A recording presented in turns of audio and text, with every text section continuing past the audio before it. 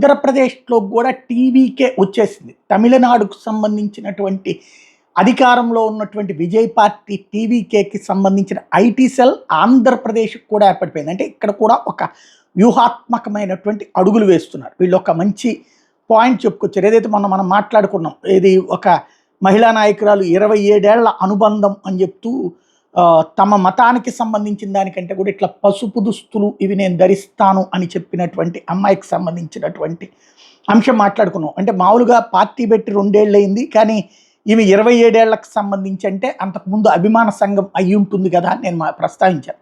నిజమేనట. తమిళనాడు అసెంబ్లీలో 234 ఎమ్మెల్యేల్లో కేవలం 33,000 రూపాయల ఆస్తి మాత్రమే చూపించిన ఏకైక అమ్మాయి 100 కోట్లకు పడగలెత్తిన డిఎంకే సీనియర్ మంత్రి గాంధీని రాణిపేటలో 1,000 రూపాయలు కూడా లేనటువంటి తాహిర్ బాను ఓడించి ఆమె గెలిచింది.